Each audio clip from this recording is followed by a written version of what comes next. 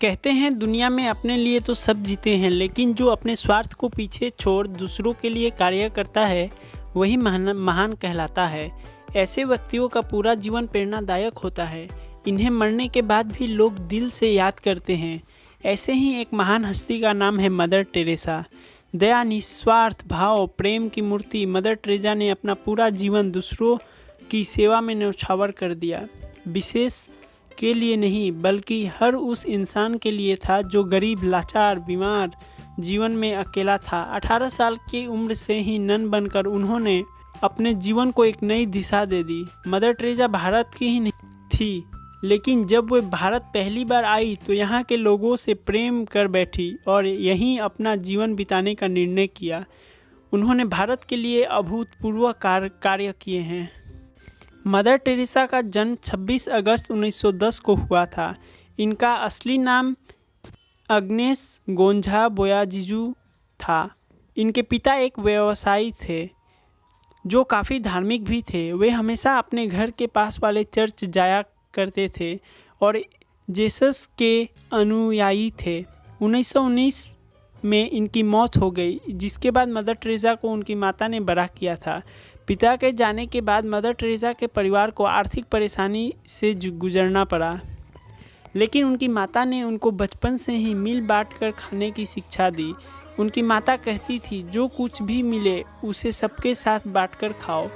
कोमल मन की mother Teresa अपनी माँ से पूछती, वे कौन लोग हैं जिनके साथ हम मिल बांट कर खाएं? तब उनकी माता कहती, कभी हमारे रिश्तेदार तो कभी वे सभी लोग जिन्हें इसकी ज़्यादा ज़रूरत है। माता की ये बात एग्नेस के कोमल मन में घर गई और उन्होंने इसे अपने जीवन में उतारा। इसी के चलते वे आगे चलकर मदर टेरेसा बन गई। एग्नेस ने अपनी स्कूल की पढ़ाई भी पूरी की। मदर टेरेसा सुरीली आवाज़ की भी धनी थी। वे चर्च में अपनी माँ व बहन के साथ यीशु की महिमा के गाने गाया करती थी। 12 साल की उम्र में वे अपने चर्च के साथ एक धार्मिक यात्रा में गई थी, जिसके बाद उनका मन बदल गया और उन्होंने क्राइस्ट को अपना मुक्तिदाता स्वीकार कर लिया और यीशु के वचन को दुनिया में फैलाने का फैसला किया। 1928 में 18 साल के होने पर एग्नेस ने बपतिस्मा लिया और क्राइस्ट को अपना लिया। इसके बाद वे डबलिन में जाकर रहने लगी। इसके बाद वे वापस कभी अपने घर नहीं गई और न अपने माँ व बहन को दोबारा देखा। नन बनने के बाद उनका नया जन्म हुआ और उन्हें सिस्टर मैरी टेरेसा नाम मिला। यहाँ के एक इंस्टीट्यूट से उन्होंने नन की ट्रेनिंग ली। 1829 में मदर टेरेसा अपने इंस्टीट्यूट की बाकी नन के साथ मिशनरी के काम से भारत के दार्जिलिंग शहर आई। उन्होंने यहाँ मिशनरी स्कूल में पढ़ाने के लिए भेजा गया था। मई 1931 में उन्होंने नन के रूप में प्रतिज्ञा ली। इसके बाद उन्हें भारत के कलकत्ता शहर भेजा गया। यहाँ उन्हें गरीब बंगाली लड़कियों को शिक्षा देने को कहा गया। डबलिन की सिस्टर लोरेटा द्वारा संत मैरी स्कूल की स्थापना की गई, जहाँ गरीब बच्चे पढ़ते थे। मदर टेरेसा को बंगाली व हिंदी दोनों भाषा का बहुत अच्छे से ज्ञान था। वे इतिहास व भूगोल बच्चों को पढ़ाया करती थी। कई सालों तक उन्होंने इस कार्य को पूरी लगन व निष्ठा से किया। कलकत्ता में रहने के दौरान उन्होंने वहाँ की गरीबी, लोगों में फैलती बीमारी, लाचारी व अज्ञानता को करीब से देखा। ये सब बातें उनके मन में घर करने लगी और वे कुछ ऐसा करना चाहती थी जिससे वे लोगों के काम आ सके, लोगों की तकलीफ़ कम कर सके। 1937 में उन्हें मदर की उपाधि से सम्मानित किया गया। 1944 में वे संत मैरी स्कूल की प्रिंसिपल बन गई। 10 सितंबर 1946 को मदर टेरेसा को एक नया अनुभव हुआ, जिसके बाद उनकी ज़िंदगी बदल गई। मदर टेरेसा के अनुसार इस दिन वे कलकत्ता से दार्जिलिंग कुछ काम के लिए जा रही थी। तभी जेसस ने उनसे बात की और कहा, अध्यापन का काम छोड़कर कलकत्ता के करीब लाचार, बीमार लोगों की सेवा करो। लेकिन जब मदर टेरेसा ने आज्ञाकारिता का व्रत ले लिया था तो वे बिना सरकारी अनुमति के कॉन्वेंट नहीं छोड़ सकती थी। जनवरी 1948 में उनको परमिशन मिल गई, जिसके बाद उन्होंने स्कूल छोड़ दिया। इसके बाद मदर टेरेसा ने सफ़ेद रंग की नीली धारी वाली साड़ियों को अपना लिया और जीवन भर इसी में दिखाई दी। इन्होंने बिहार के पटना में नर्सिंग की ट्रेनिंग ली और वापस कलकत्ता आकर गरीब लोगों की सेवा में जुट गई। मदर टेरेसा ने अनाथ बच्चों के लिए एक आश्रम बनाया। उनकी मदद के लिए बाकी दूसरे चर्च भी हाथ आगे बढ़ाने लगे। इस काम को करते हुए उन्हें कई परेशानियां भी उठानी पड़ी। काम छोड़ने की वजह से उनके पास कोई आर्थिक मदद नहीं थी। उन्हें अपना पेट भरने के लिए भी लोगों के सामने हाथ फैलाना पड़ता था। लेकिन मदर टेरेसा इन सब बातों से घबराई नहीं। उन्हें अपने प्रभु पर पूर्ण विश्वास था। उन्हें यकीन था कि जिस परमेश्वर ने उन्हें एक काम शुरू करने को बोला है वो उसे पूरा भी करेंगे। 7 अक्टूबर 1950 में मदर टेरेसा के अत्यधिक प्रयास के चलते उन्हें मिशनरी ऑफ चैरिटी बनाने की परमिशन मिल गई। इस संस्था में वॉलंटियर संत मैरी स्कूल के शिक्षक ही थे जो सेवा भाव से इस संस्था से जुड़े थे। शुरुआत में इस संस्था में सिर्फ 12 लोग कार्य किया करते थे। आज यहाँ 4000 से भी ज़्यादा नन काम कर रही है। इस संस्था के द्वारा अनाथालय, नर्सिंग होम, वृद्ध आश्रम बनाए गए। मिशनरी ऑफ चैरिटी का मुख्य उद्देश्य इन लोगों की मदद करना था जिनका दुनिया में कोई नहीं है।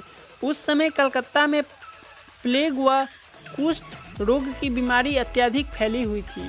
मदर टेरेसा व उनकी संस्था ऐसे रोगियों की खुद सेवा किया करती थी। वे मरीजों के घावों को हाथ से साफ कर मरहम पट्टी किया करती थी। कलकत्ता में उस समय छुआछूत की भी बीमारी फैली थी। लाचार गरीबों को समाज से बहिष्कृत कर दिया जाता था। मदर टेरेसा ऐसे सभी लोगों के लिए महिषा बनकर सामने आई थी। वे गरीब, भूखे, नंगों को सहारा दिया करती थी, उन्हें खाना खिलाती। 1965 में मदर टेरेसा ने रोम के पॉप जॉन पॉल 6 से अपनी मिशनरी को दूसरे देशों में फैलाने की अनुमति मांगी। भारत के बाहर पहला मिशनरी ऑफ चैरिटी का संस्थान वेनेजुएला में शुरू हुआ। आज के समय में 100 से ज़्यादा देशों में मिशनरी ऑफ चैरिटी संस्था है। मदर टेरेसा के कार्य किसी से छुपे नहीं थे। उनके निस्वार्थ भाव को स्वतंत्र भारत में सभी बड़े नेताओं ने करीब से देखा था। वे सभी उनकी सराहना भी करते थे। इस व्यापक प्रशंसा के बावजूद मदर टेरेसा के जीवन और कामों को विवादों के घेरे में ला खड़ा किया। कहते हैं सफलता जहां होती है विवाद उसके पीछे पीछे चले आते हैं।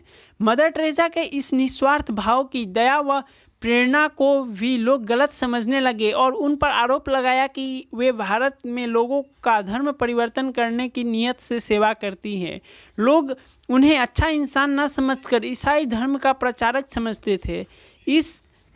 इस सब बातों से ऊपर मदर टेरेसा अपने कामों की ओर ही ध्यान लगाती थी।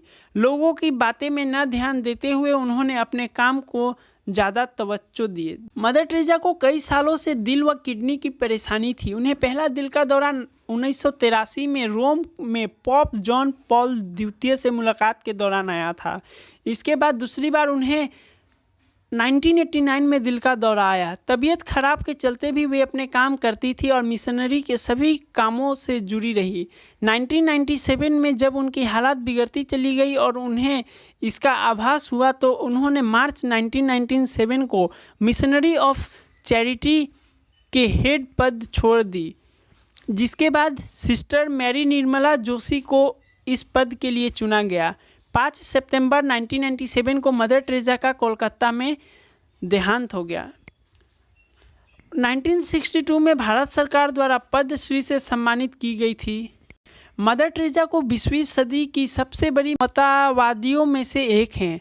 मदर टेरेसा कहती थी वो नागरिक भारत की हैं, विश्वास में कैथोलिक नन है, लेकिन उनका पूरा दिल प्रभु जीसस का है। उन्होंने अपना पूरा जीवन पिता परमेश्वर और प्रभु यीशु को समर्पित किया था। उनके पास हजारों लोग पहुंचते थे जो किसी तरह की परेशानी से गुजर रहे होते हैं।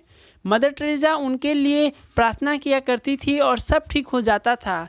ऐसे कई चमत्कार को प्रभु जीसस के नाम से मदर ने लोगों के लिए किया था।